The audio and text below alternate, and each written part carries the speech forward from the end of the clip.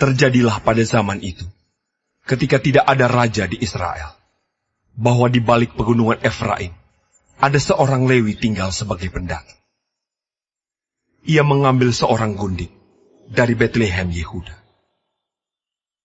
Tetapi gundiknya itu berlaku serong terhadap dia, dan pergi daripadanya ke rumah ayahnya di Betlehem Yehuda, lalu tinggal di sana 4 bulan lamanya. Berkemaslah suaminya itu, lalu pergi menyusul perempuan itu untuk memujuk dia dan membawanya kembali. Bersama-sama dia bujangnya dan sepasang keledai. Ketika perempuan muda itu membawa dia masuk ke rumah ayahnya, dan ketika ayah itu melihat dia, maka bersukacitalah ia mendapatkannya. Mertuanya, ayah perempuan muda itu, tidak membiarkan dia pergi, sehingga ia tinggal 3 hari lamanya pada ayah itu.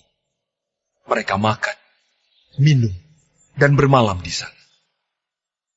Tetapi pada hari yang keempat, ketika mereka bangun pagi-pagi, dan ketika orang Lewi itu berkemas untuk pergi, berkatalah ayah perempuan muda itu kepada menantunya, "Segarkanlah dirimu dahulu dengan sekerat roti. Kemudian, bolehlah kamu pergi." Jadi duduklah mereka, lalu makan, dan minumlah keduanya bersama-sama. Kata ayah perempuan muda itu kepada laki-laki itu, "Baiklah, putuskan untuk tinggal bermalam, dan biarlah hatimu gembira." Tetapi ketika orang itu bangun untuk pergi juga, mertuanya itu mendesaknya, sehingga ia tinggal pula di sana, bermalam. Pada hari yang kelima, ketika ia bangun pagi-pagi untuk pergi, berkatalah ayah perempuan muda itu, "Mari, segarkanlah dirimu dahulu, dan tinggallah sebentar lagi sampai matahari surut."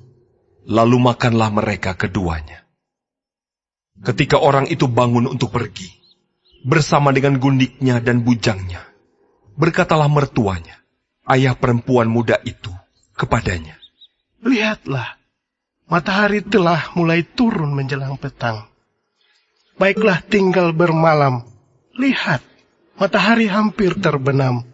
Tinggallah di sini bermalam dan biarlah hatimu gembira. Maka besok kamu dapat bangun pagi-pagi untuk berjalan dan pulang ke rumahmu." Tetapi orang itu tidak mau tinggal bermalam. Ia berkemas, lalu pergi. Demikian sampailah ia di daerah yang berhadapan dengan Yebus. Itulah Yerusalem. Bersama-sama dengan dia, ada sepasang keledai yang berpelana, dan gundiknya juga. Ketika mereka dekat ke Yebus, dan ketika matahari telah sangat rendah, berkatalah bujang itu kepada tuannya, "Marilah kita singgah di kota orang Yebus ini, dan bermalam di situ." Tetapi tuannya menjawabnya, "Kita tidak akan singgah di kota asing yang bukan kepunyaan orang Israel. Tetapi kita akan berjalan terus sampai ke Gibea." Lagi katanya kepada bujangnya, "Marilah kita berjalan sampai ke salah satu tempat yang di sana, dan bermalam di Gibea atau di Rama." Lalu berjalanlah mereka, melanjutkan perjalanannya, dan matahari terbenam ketika mereka dekat Gibea, kepunyaan suku Benyamin. Sebab itu singgahlah mereka di Gibea, lalu masuk untuk bermalam di situ. Dan setelah sampai, duduklah mereka di tanah lapang kota. Tetapi tidak ada seorang pun yang mengajak mereka ke rumah untuk bermalam. Tetapi datanglah pada malam itu seorang tua, yang pulang dari pekerjaannya di ladang. Orang itu berasal dari pegunungan Efraim, dan tinggal di Gibea sebagai pendatang. Tetapi penduduk tempat itu adalah orang Benyamin. Ketika ia mengangkat mukanya, dan melihat orang yang dalam perjalanan itu di tanah lapang kota, berkatalah orang tua itu, "Kemanakah engkau pergi? Dan dari manakah engkau datang?" Jawabnya kepadanya, "Kami sedang dalam perjalanan dari Betlehem Yehuda ke balik pegunungan Efraim. Dari sanalah aku berasal. Aku tadinya pergi ke Betlehem Yehuda, dan sekarang sedang berjalan pulang ke rumah. Tetapi tidak ada orang yang mengajak aku ke rumahnya.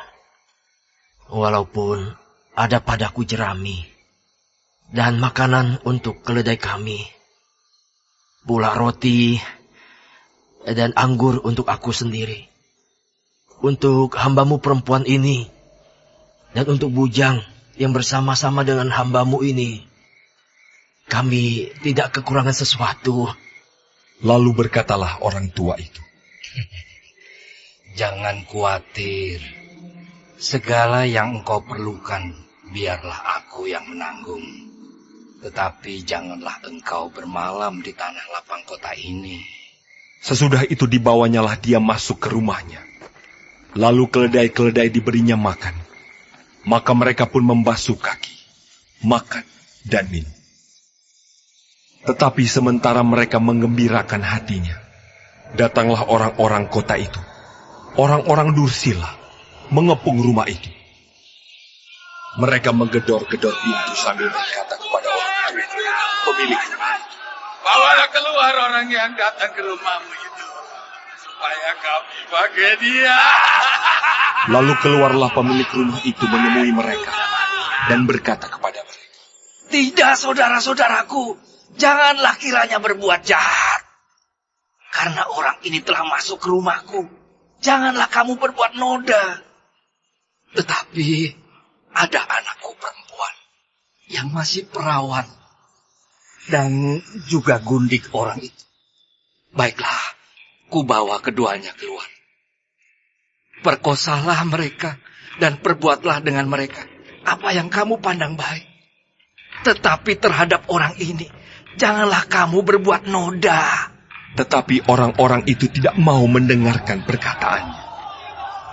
Lalu orang Lewi itu menangkap gundiknya dan membawanya kepada mereka keluar. Kemudian mereka bersetubuh dengan perempuan itu. Dan semalam-malaman itu, mereka mempermainkannya sampai pagi. Barulah pada waktu fajar menyingsing, mereka melepaskan perempuan itu. Menjelang pagi, perempuan itu datang kembali. Tetapi ia jatuh rebah di depan pintu rumah orang itu, tempat tuannya bermalam. Dan ia tergeletak di sana sampai fajar. Pada waktu tuannya bangun pagi-pagi, dibukanya pintu rumah dan pergi keluar untuk melanjutkan perjalanannya. Tetapi tampaklah perempuan itu, gundiknya, tergeletak di depan pintu rumah dengan tangannya pada ambang pintu. Berkatalah ia kepada perempuan itu, Bangunlah, marilah kita pergi. tetapi tidak ada jawabnya. Lalu diangkatnyalah mayat itu ke atas keledai.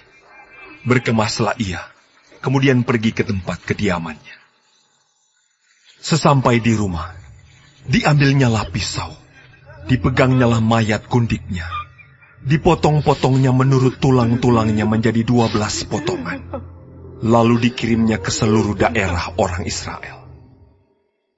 Dan setiap orang yang melihatnya berkata, Hal yang demikian belum pernah terjadi dan belum pernah terlihat sejak orang Israel berangkat keluar dari tanah Mesir sampai sekarang.